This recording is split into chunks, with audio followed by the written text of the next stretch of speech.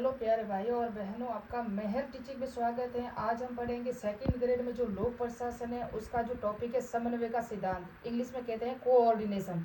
इसको परिभाषाएं पढ़ेंगे, अर्थ पढ़ेंगे, प्रकार पढ़ेंगे, विशेषताएं पढ़ेंगे, नोट्स दूंगी एनसीईआरटी और अथॉरिटी बुक के साथ। तो स्टार्ट करते हैं हमारे शॉर्ट नोट्स। तो कोऑर्डिनेशन ये नोट्स बनाए हैं मैंने सारे। अभी मैं आपको बता दूं सिलेबस क्या है कि कन्फ्यूजन सबसे बड़ा होता है ना, वो सिलेबस में ही होता है। तो अभी मैं आपको दिख रहा है सिलेबस, ये इंग्लिश का न्यू वर्जन में सिलेबस लाया है क्योंकि सब चेंज हो चुका है ना सिलेबस, तो आपको पता ही है। अब मैं कहाँ तक आई हूँ, एक मिनट। लोक प्रशासन कहाँ है? ये रहा पब्लिक एडमिनिस्ट्रेशन, है ना, ये रहा, आपको दिख रहा होगा। हाँ अब दिख रहा है आराम से। तो यहाँ आप देखोगे तो ये देखो, ये है ना, ये हर ले यानी पद सोपान, स्पैन ऑफ कंट्रोल, नियंत्रण का क्षेत्र, यूनिटी ऑफ कमांड, जो आदेश की एकता, और डीलाइजेशन है ना, इसका अभी नोट्स बनाना है जिसे कहते हैं प्रत्यायोजन। और ये है कोऑर्डिनेशन, जो अब आज मैं आपको नोट्स दे रही हूँ कोऑर्डिनेशन के। लाइन ऑफ स्टाफ, इसके भी नोट्स बना दिए हैं, एक एक पार्ट करके सब दूंगी। अब लास्ट ये एक यूनिट रही है उसको देना, क्योंकि ये सिलेबस चेंज हो चुका है ना, आपको पता हो तो। पहले यहाँ नहीं दिए हुए थे, अब इनके नाम दिए हुए हैं। ये सिलेबस है लोक प्रशासन का।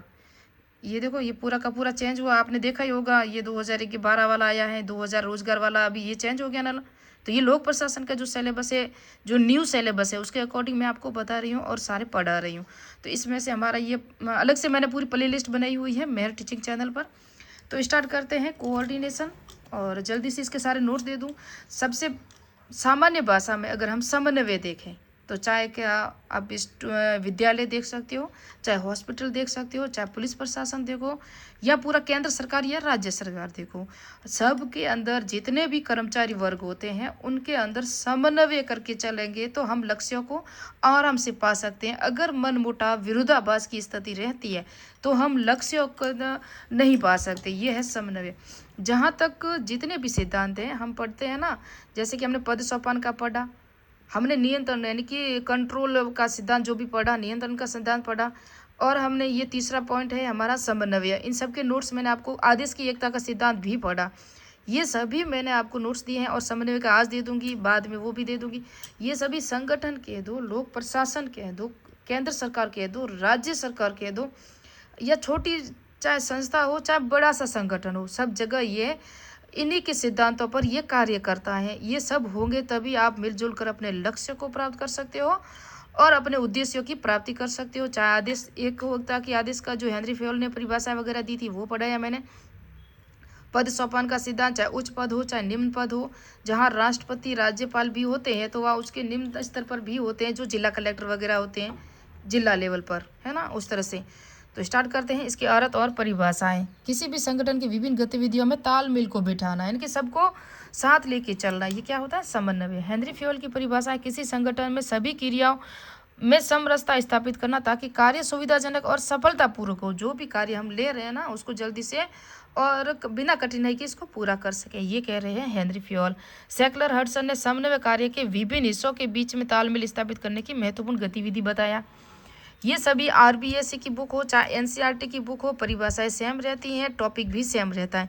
हाँ, एनसीईआरटी की परिभाषा पढ़ाने में थोड़ी सी लैंग्वेज है ना वो हार्ड होती है, इसलिए आरबीएससी की बुक से पढ़ा रही हूँ, स्पष्ट आपको समझ में आ जाएगा। जबकि ये समन्वय का जो सिद्धांत है ना, चाहे भारत के किसी भी कोने में जाके आप पढ़ लोगे तो यही रहेगा। मुन्ने वरेले, सामान्य उद्देश्य की प्राप्ति हेतु की जाने वाली विभिन्न क्रियाओं के मध्य एकता बनाए रखने के उद्देश्य को सामूहिक प्रयत्नों को सुव्यवस्थित स्थापित करना। निग्रो की ये परिभाषा है कि संघर्ष, अतिराव तथा पुनरावृत्ति के बिना विभिन्न अंग एक साथ मिलकर प्रभावकारी रूप से कार्य करते हैं। निग्रो की बता दी। मैकफॉरलैंड ने कहा कि यह प्रक्रिया एक कार्यकारी अधिकारी अपने अधीनस्थों में सामूहिक उद्देश्य की प्राप्ति हेतु सामूहिक प्रयास करता है। मैंने कहा सामूहिक उद्देश्य होगा, सामूहिक लक्ष्य होगा, तभी हम सब मिलकर कार्य करेंगे ना, तभी पूरा होगा। अब है समन्वय की विशेषताएं, ये आप देख सकते हो। समन्वय की यानी कि कोऑर्डिनेशन, हेनरी फ्योल का प्रशासन में भी समन्वय संगठन की एक सतत और अनवरत रूप से चलने वाली प्रक्रिया है। समन्वय एक गत्यात्मक प्रक्रिया है जो समय स्थान परिस्थितियों में परिवर्तन के साथ अपना समायोजन भी करती है।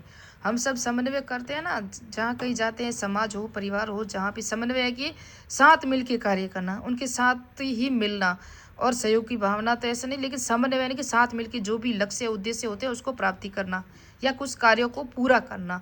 समन्वय का प्रत्यक्ष संबंध संगठन के उद्देश्य से होता है। मैंने कहा उद्देश्य की प्राप्ति हेतु ही होता है, न कि सांगठनिक परिप्रेक्ष्य में व्यक्तिगत उद्देश्य। इसके अंदर व्यक्तिगत उद्देश्य कोई मायने नहीं रखते, सामूहिक उद्देश्य मायने रखते हैं। संगठन के उद्देश्य या लक्ष्य होते हैं जहाँ हम कार्य करते हैं। समन्वय में निषेधात्मक और विधेयात्मक दोनों ही क्रियाओं का भी मेल होता है। समन्वय संगठन की कोई प्रतिक्रिया नहीं, बल्कि संगठन के विभिन्न स्तरों में पाया जाने वाली जो साथ है ना, स्वयं ही जुड़ी हुई क्रिया होती है, अलग से कोई क्रिया नहीं है। ये समन्वय के प्रकार है ना, लंबवत समन्वय यानी कि वर्टिकल कोऑर्डिनेशन और ऊर्ध्वाधर समन्वय जो कहते हैं उसको, ये दो प्रकार के हैं। ये जो है ना लंबवत, इसमें सतह व पद सोपान का विशेष महत्व होता है। सतह किसे कहते हैं? जो राजनीतिक है। पद सोपान जो सरकारी कर्मचारी होते हैं ना, वो इन दोनों के बीच में जो होता है, जैसे कि एक अध्यक्ष हैं और इन दोनों के मध्य जो संबंध होते हैं ना, ये अधीनस्थ होते हैं।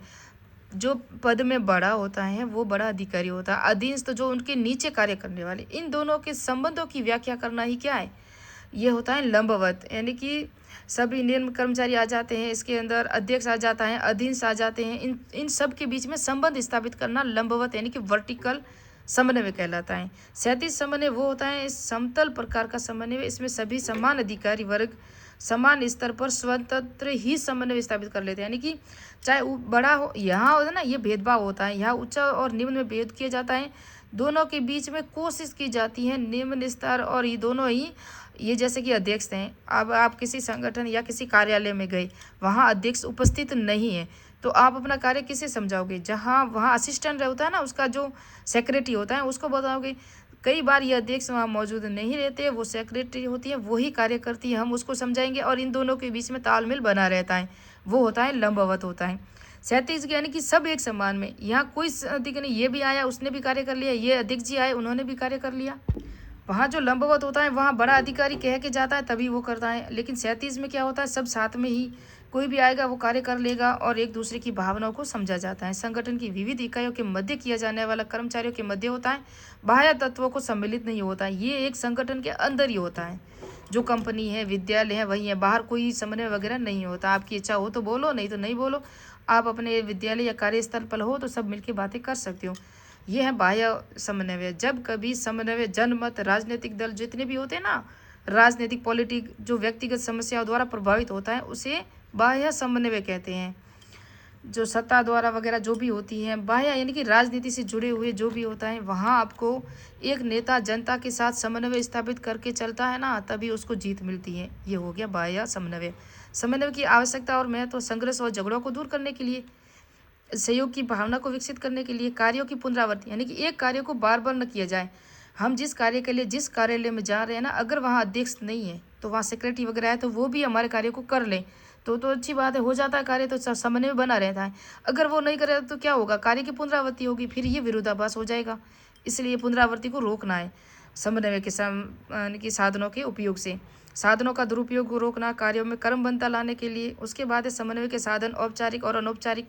औपचारिक साधन में नियोजन, पर्यवेक्षण, सत्ता के माध्यम से, सांगठनिक प्रयासों द्वारा तथा सम्मेलन संगोष्ठियाँ जितनी होती है ना, वो होता है औपचारिक समन्वय। जैसे कि संपर्क व्यक्ति किसी नियुक्ति द्वारा और लिखित संप्रेषण की व्यवस्थित पद्धति स्थापित करना, सामूहिक निर्णय सहभागिता। जितने भी सम्मेलन वगैरह होते हैं जो औपचारिक संगठन होते हैं, किसी आपके रिलेशन से नहीं हो संबंधित होते हैं, आपके दूर से संबंध स्थापित होते हैं, ये अस्थायी नहीं होते हैं, ये अस्थायी होते हैं, सॉरी स्थायी नहीं होते हैं, वो होते हैं औपचारिक संबंध या औपचारिक समन्वय होता है। अस्थायी समन्वय ही तो होता है, आप किसी कार्यालय में रहे तब तक तो आपका समन्वय बना रहा, आप उसको छोड़कर किसी दूसरी संस्था में चले गए तो आपका वहाँ कुछ नहीं रहा। आप दूसरों के साथ समन्वय करके अपना कार्य और या उद्देश्य को प्राप्ति के लिए लग जाओगे। और क्रियाविधियों को मानकीकरण करना, मुख्य कार्यपालिका द्वारा विभिन्न इकाइयों के बजट में निर्धारण वगैरह करना, ये है यानी कि औपचारिक। जबकि अनौपचारिक क्या होगा? अनौपचारिक वो जो बताया था मैंने, औपचारिक संगठन जिसके अंदर यानी कि ये अस्थायी होते हैं ना। और अनौपचारिक क्या होते हैं? व्यक्तिगत नेतृत्व द्वारा होता है अनौपचारिक में, अपने खुद के स्वार्थ हित के लिए अपने खुद का ही संगठन, अपनी खुद की कंपनी, ये निजी हो गए ना। अंतर व्यक्तिगत संबंधों के माध्यम से एक दूसरे व्यक्ति हैं लेकिन आप दो सब मिलकर कार्य करना, ये अंतर व्यक्तित्व संबंध हो गए। सामूहिक भोज, सामूहिक खेल आयोजन, भ्रमण समारोह, चाय पार्टियाँ, ये ज़्यादातर नज़दीकी रिलेशनशिप से ही होता है ना। सहभागी निर्णय निर्माण प्रक्रिया समन्वय में सहयोग करती हैं। उच्च अधिकारियों की भावुक अपीलें भी समन्वय में सहयोग करती हैं।